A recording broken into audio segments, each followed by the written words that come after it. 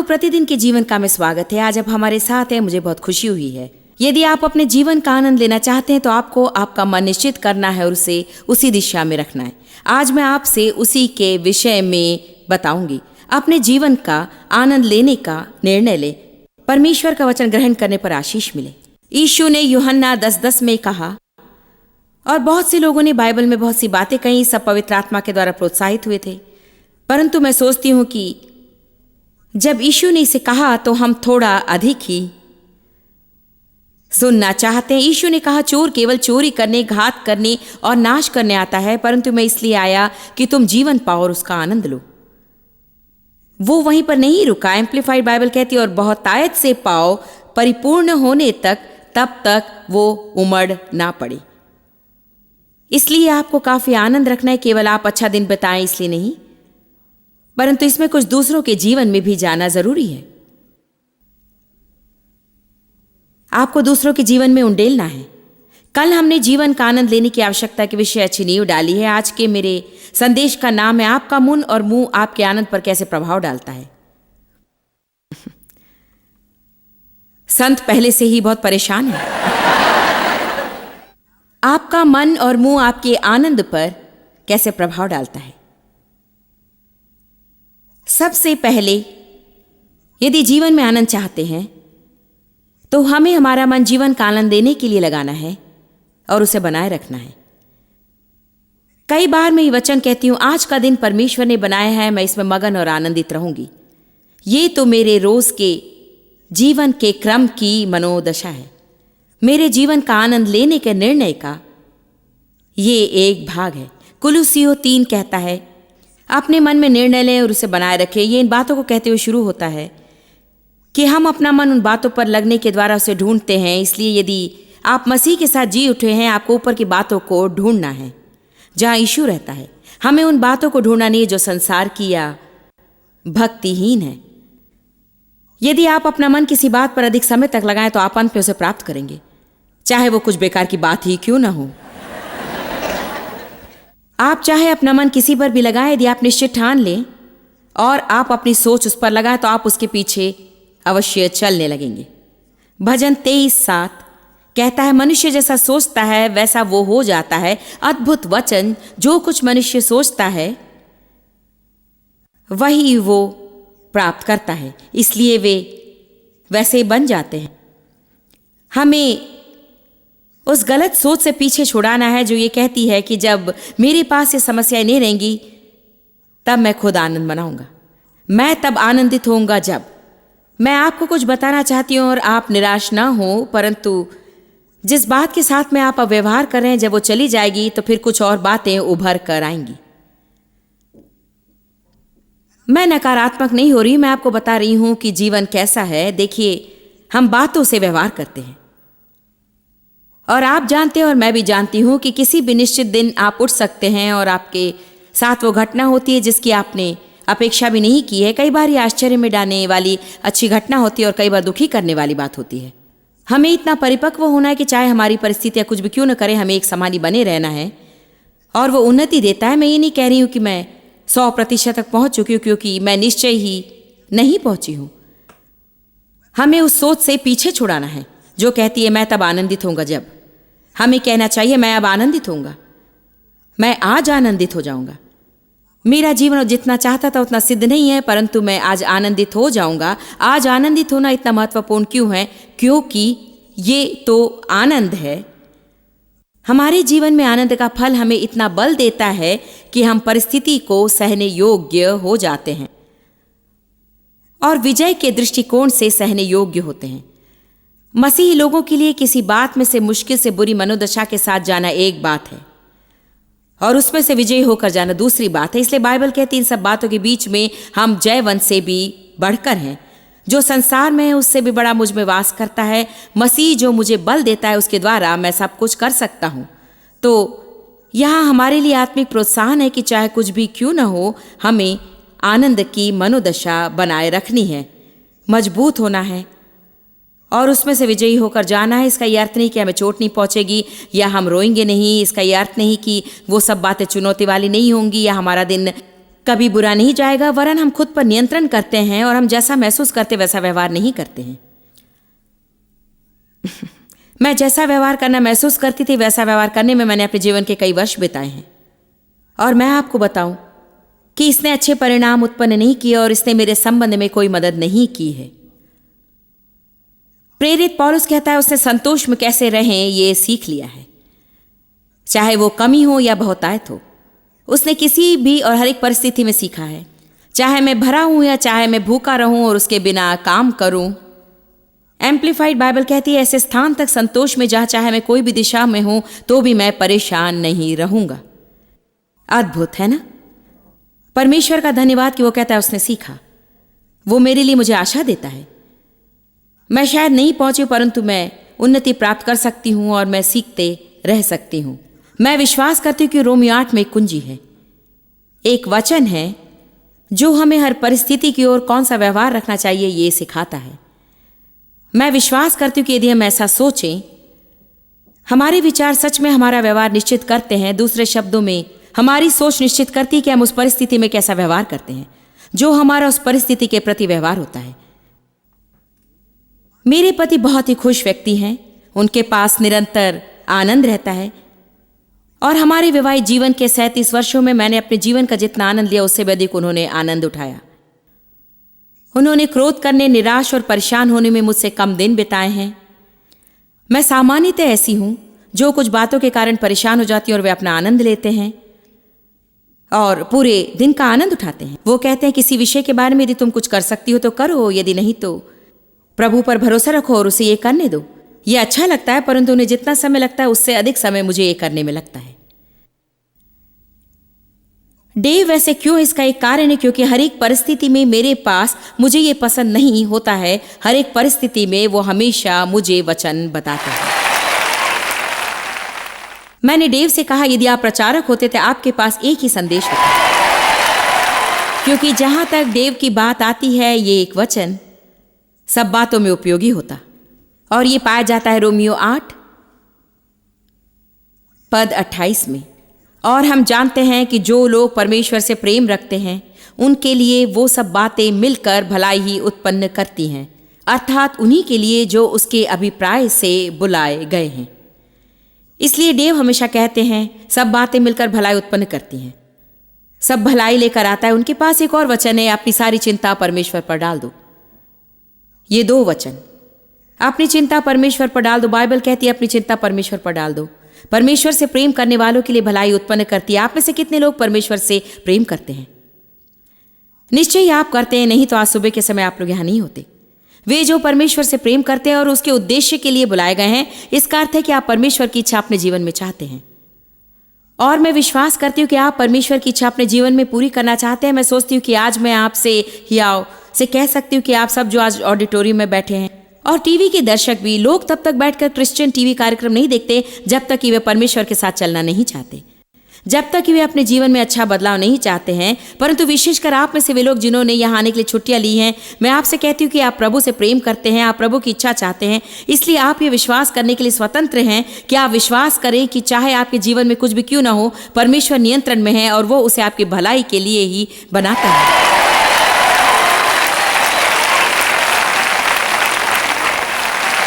ये शायद अभी अच्छा ना हो, ये शायद अच्छा महसूस ना हो, ये शायद अच्छा दिखाई ना दे, परंतु वो उसे आपकी भलाई के लिए ही बनाएगा। हमारा परमेश्वर अच्छा है जो बुरी परिस्थिति को लेकर उसे हमारे लिए भलाई की बना सकता है।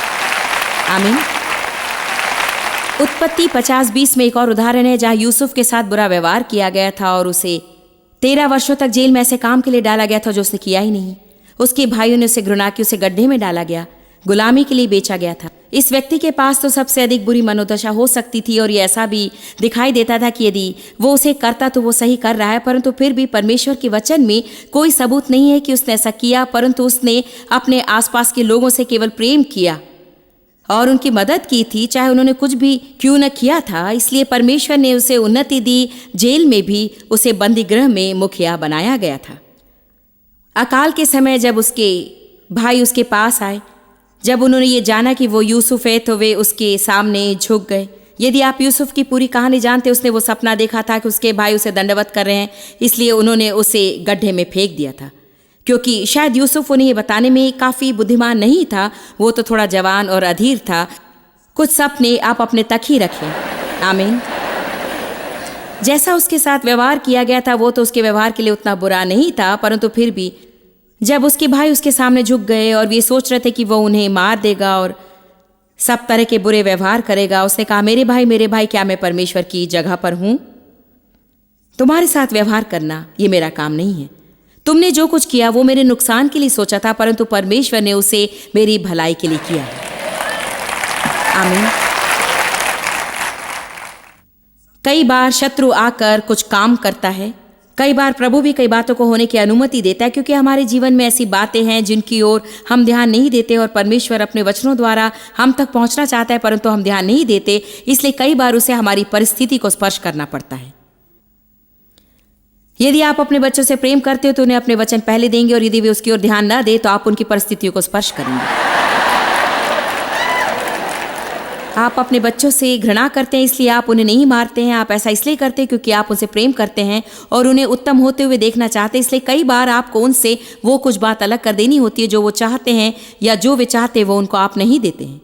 इसलिए नहीं कि आप उनसे प्रेम नहीं करते, परंतु इसलिए कि आप चाहते हैं कि वे जाग जाएं और सही मनोदशा रखें। हालेलुया। इसलिए मेरा विश्वास है कि रोमियो 8:28 आनंद की कुंजी है, क्योंकि मैं आपको ये शाश्वती नहीं दे सकती कि परिस्थितियां हमेशा एक समान ही रहेंगी, परंतु मैं विश्वास करती हूं कि चाहे कोई भी परिस्थिति क्यों ना आए, यदि आप कहेंगे कि मैं विश्वास करती हूं कि ये मेरे लिए भलाई उत्पन्न करेगा। मुझे अच्छा नहीं लग रहा है परमेश्वर, परंतु मैं जानती हूं कि मैं तुझसे प्रेम करती हूं और तेरी इच्छा चाहती हूं, और इसलिए ये मेरे लिए भलाई उत्पन्न करेगा। हम में से अधिकतर, यदि हम पूरा सच कहें, तो हम सब जानते हैं कि जब हम मुश्किल समय में से जाते हैं तब परमेश्वर के साथ हमारा संबंध हमेशा मजबूत हो जाता है। आप अब परमेश्वर के साथ जिस करीबी संबंध का आनंद ले रहे हैं, उनमें से अधिकतर आपने उन मुश्किल समय में प्राप्त किए जिस समय आपके पास कोई और नहीं परंतु बस वही था। इसके कारण आप परमेश्वर के साथ के अपने संबंध में और अधिक आगे बढ़ते हैं। कभी कभी परमेश्वर हमारे जीवन से कुछ लोगों को हटा देता है और हम हमारे अकेलेपन पर चिल्लाते और रोते हैं, और शायद ये वे लोग हो सकते हैं जिन पर हम अधिक आधारित रहते हैं, ऐसे मित्र जिन पर हम अधिक आधारित हैं, और परमेश्वर को उन बातों को हमसे दूर करना पड़ता है ताकि हम हमारे आसपास की बातों के बजाय उस पर आधारित रहें। कई बार आप अपने धन पर अधिक भरोसा करते हैं। हमारे जीवन में ऐसी बहुत सी बातें होती जिनके साथ परमेश्वर को व्यवहार करना पड़ता है, क्योंकि हमारे पास उनके प्रति आकर्षण होता है जो केवल उसका है। वो चाहता है कि चाहे कोई भी परिस्थिति क्यों न हो, हमें आनंदित रहना है, क्योंकि परमेश्वर का आनंद हमारा बल है। मैं चाहती हूँ कि आज आप इसे देख लें कि परीक्षा में हमें आनंदित रहना क्यों महत्वपूर्ण है, क्योंकि परीक्षा आपको सुखा देती है, परंतु आनंद आपको बल देता है। यदि हम और कुछ नहीं परंतु केवल सूख रहे हैं, तो फिर शत्रु के लिए आसान होगा कि हमें नीचे खींच ले, परंतु यदि हम उस आनंद के फल के द्वारा उसे वापस युद्ध करें, तो हमें बल प्राप्त होगा कि हम आगे बढ़ें और अंतिम परिणाम प्राप्त करें। बाइबल में इसके विषय में बहुत से वचन संदर्भ है। यूहन्ना 16:33 कहता है, संसार में तुम्हें सताव होगा। यीशु ने ये कहा है, ये परमेश्वर की ओर से प्रतिज्ञा है कि संसार में तुम्हें सताव होगा, और फिर उसने कहा, ढाढ़स बांधो, मैंने संसार को जीत लिया है। तुम्हें नुकसान पहुंचाने की उसकी सामर्थ मैंने छीन ली है। मैं सोचती हूँ कि इसका यह अर्थ नहीं कि हमें कभी नुकसान नहीं पहुंचेगा, परंतु मैं नहीं सोचती वो हमें हमेशा का नुकसान पहुंचा सकता है। आमीन।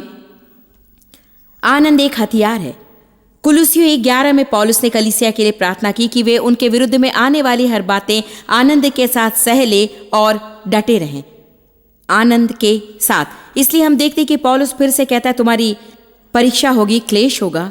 मैं आपको फिर प्रोत्साहित करती हूँ कि आप डटे रहें और सह लें, परंतु मैं आपको बता रही हूँ, अपने आनंद का स्तर बनाए रखें। क्यों? क्योंकि आनंद हमें बल देता है। याकूब 1:2-4 विभिन्न परीक्षाओं का सामना करते समय इसे आनंद की बात समझो, ये जानते हुए कि परमेश्वर उनका उपयोग आपकी भलाई के लिए करेगा। आनंद के साथ जुड़े रहने में हमें परेशानी होती है। प्रेरित 20:24 में पौलुस ने कहा, इनमें से कोई भी बात मुझे नहीं हटा सकती है। और मैं अपने प्राण को अपने लिए प्रिय नहीं समझता हूं ताकि मैं अपनी दौड़ आनंद के साथ पूरी करूं। मैं सोचती हूँ कि पौलुस कह रही थी मैं अपने आनंद का स्तर बनाए ना रखूं तो परमेश्वर ने जो मेरे लिए काम रखा है उसे मैंने पूरा नहीं किया। इसलिए चाहे कुछ भी हो, मैं इन बातों को मुझे हिलाने नहीं दूंगा, मैं आगे बढ़ता चले जाऊंगा, परंतु मुझे मेरे आनंद का स्तर बनाए रखना है, क्योंकि यदि मैं अपने आनंद का स्तर ऊपर ना रखूं तो आगे बढ़ने के लिए मेरे पास हिम्मत नहीं होगी। आमीन। इसलिए आनंद महत्वपूर्ण क्यों है ये जानने में ये मेरी और अधिक मदद करता है। चाहे रास्ते में कितने भी गड्ढे क्यों न हो तो भी पौलुस ने यात्रा का आनंद लेने का निर्णय किया था। आमीन। ठान लेना ही मुख्य कुंजी है। आनंद हमारा सामान्य स्वभाव होना चाहिए। मसीही व्यक्ति के लिए आनंद लेना उनका सामान्य स्वभाव होना चाहिए। दोबारा सुनिए, आनंद तो हमारा सामान्य स्वभाव होना चाहिए। आप क्या सोचते हैं कि स्वर्ग का स्वभाव कैसा होगा? हम सब जानते कि वो शांत और आनंद की जगह होगी। कोई आंसू नहीं, कोई रोना नहीं, कोई दुख नहीं, कोई दर्द नहीं। मुझे आश्चर्य होता है कि यीशु का स्वभाव कैसा था। जानते हैं, उसका तो खुशी का स्वभाव था, शांतिपूर्ण स्वभाव। तो मेरा जीवन सामान्य कब है? यदि आप खुश हैं तो संसार में आप असामान्य हैं, और लोग सोचते हैं यदि आप बहुत खुश हैं तो आप मादक द्रव्य लिए हैं। कई बार आप संसार में किसी की ओर देखकर मुस्कुराए तो वे आपकी ओर ऐसे देखते हैं कि जैसे तुम क्या करने वाले हो। मसीही व्यक्ति के लिए आनंद तो हमारा सामान्य स्वभाव होना चाहिए। ये ऐसा नहीं होना चाहिए कि हमें इसके विषय प्रतिदिन कुछ करना पड़े। ये ऐसा नहीं होना चाहिए कि हमें इस स्वभाव में रहने के लिए कुछ बड़ी घटना होनी चाहिए। आप मुझे समझ रहे ना? जैसे हम प्रतिदिन के सामान्य जीवन में से जाते हैं, हमें तो आनंदित होना चाहिए। प्रतिदिन के जीवन का आनंद लें। केवल छुट्टियों का आनंद ही नहीं लेना है, परंतु प्रतिदिन के जीवन का आनंद लेना। डेव और मैं इस वर्ष कुछ समय छुट्टी लेने की योजना बना रहे और हम बातें करते आए कि इस समय हम क्या करेंगे और आने वाली विशेष बातों की राह देखना सच में आनंद लेने योग्य है। परंतु यदि मैं छुट्टी लेने के समय तक इन सब बातों को बस ऐसी ही सहती जाऊं तो मैं वैसी मसीही नहीं बन जाऊंगी जैसे परमेश्वर चाहता है। तो सच में तब से लेकर अब तक निश्चय ही कोई फर्क नहीं हुआ। उसे तो अलग तरह का आनंद होना चाहिए था, परंतु मुझे अभी भी आनंदित होना चाहिए, चाहे मैं कुछ भी क्यों न कर रही हूं। कल हमने सबोपदेशक पढ़ा और हमने देखा कि सबोपदेशक का लेखक लोगों को उनके काम का आनंद लेने के लिए प्रोत्साहित करता है। अपने काम से घृणा न करें, काम में इसलिए धन्यवादी हो। यदि आप ऐसा महसूस करते हैं कि आपको कहीं और रहना चाहिए तो जब आप दूसरी नौकरी ढूंढ रहे हैं तो आप जहां वहीं पर आनंद लें, परंतु बुरी मनोदशा न रखें और शैतान को अपना आनंद चुराने ना दें। एक निर्णय लें, एक मनोवृत्ति बनाएं, अपनी मनोवृत्ति बनाएं और उसे बनाए रखें। आमीन। आनंद हमारा सामान्य स्वभाव होना चाहिए। क्या होगा जब हम सुबह उठकर भावनात्मक निराश, चिड़चिड़े और निराश महसूस करते हैं? तो आप सोचते हैं क्या हुआ है? ओ, आज मुझे बुरा महसूस हो रहा है। हर स्वभाव का एक कारण होता है। क्या आप जानते हैं, हर एक फल के लिए एक जड़ होती है। हम फल तोड़ने की कोशिश करते हैं और हम नीचे जड़ तक नहीं पहुंचते। शायद हमने इसके साथ व्यवहार नहीं किया और इसलिए ये दूसरे दिन दूसरे तरीकों से वापस आता है। हमारे मित्र डॉन क्लॉज इस सप्ताह के अंत में हमारे साथ है। डॉन इनकी ओर हाथ दिखाए क्योंकि सब जानना चाहते हैं कि ये आप कौन हैं। उन्होंने मुझे लगभग 1 वर्ष पहले सिद्धांत बताया जो मैं आपको बता रही हूं कि कभी कभी उनका एक दिन ऐसा भी होता है जो बस बेकार का दिन होता है और वो सोचते हैं कि मैं आखिर ऐसा क्यों। कई बार जब आप ऐसे जागते हैं, यदि आप इसकी जड़ तक ना पहुंचे तो आप सब पर दोष लगाना शुरू करते हैं। हम हमारा मन नकारात्मक बातों पर लगाते हैं या जिन्हें हम सोचते हैं नकारात्मक है उन पर लगाते हैं और अच्छी बातों के विषय सोचने में अधिक समय नहीं लगाते हैं। क्या यह अद्भुत नहीं कि हमारा मन अपने आप नकारात्मक बातों पर लगता है? क्या आपने कभी ध्यान दिया कि आपको क्रोधित करने के लिए लोगों ने क्या किया, यह सोचने की कोशिश करने की भी जरूरत नहीं है। आपको उनके विषय नहीं सोचने की कोशिश करनी है जो कहता है कि वो पुराना स्वभाव नकारात्मक बातों की ओर झुकता है। परंतु हम मसीह में नई सृष्टि हैं। फिर भी बाइबल बताती है प्रतिदिन हमें मसीह को पहन लेना है, हमें प्रेम पहन लेना है, हमें दया पहन लेनी है, हमें सही विचार चुन लेना है। मैंने तुम्हारे सामने जीवन और मृत्यु रखी है, जीवन चुन ले ताकि तू और तेरा घराना जीवित रह सके।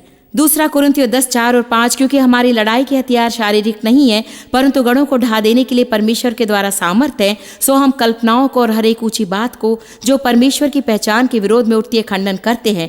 ये कारण बताना और सिद्धांत और कल्पनाओं के विषय कहता है, ये तो विचार है। यदि परमेश्वर हमें कोई काम करने की योग्यता न दे तो वो कभी भी वो करने के लिए नहीं कहता है। इसलिए यदि परमेश्वर मुझे गलत विचारों को गिरा देने के लिए कहता है तो निश्चय ही मैं वो करने के योग्य हूं।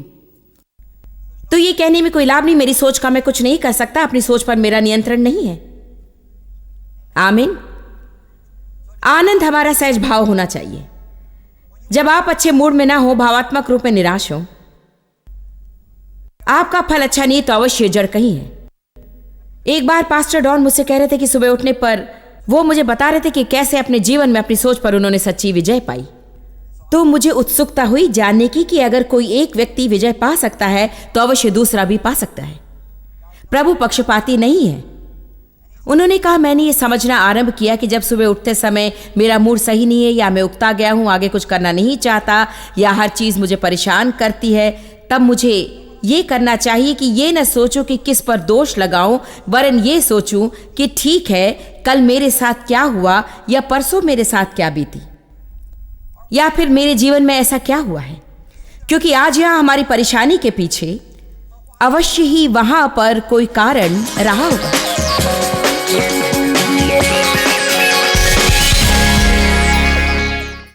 आप लोग सोच रहे होंगे मैं अपने जीवन का आनंद कैसे ले सकता हूं। जॉयस, आप नहीं जानती कि मैं किन बातों में से गुजरा हूं। जानते मैंने कौन सी बात समझ ली। मैं सोचती हूं कि हर एक के जीवन में हर समय कुछ न कुछ होता रहता है।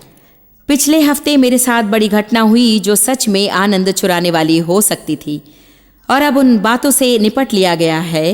वे खत्म हो गई हैं और मैंने जो कभी कल्पना की थी ये उससे भी अति उत्तम हो गया है। कई बार हम जिस परिस्थिति में से जा रहे हैं उसके कारण हम अपना आनंद छोड़ देते हैं और हमें ये याद करना है कि ये भी बीत जाएगा। इसीलिए मैं आज आपको प्रोत्साहित करती हूँ, अपने जीवन का आनंद ले। ऐसे चिन्हों को घर में जगह जगह पर लगाए जो कहते हैं अपने जीवन का आनंद ले। खुद को याद दिलाएं कि प्रभु का आनंद आपका बल है। परमेश्वर आशीष दे।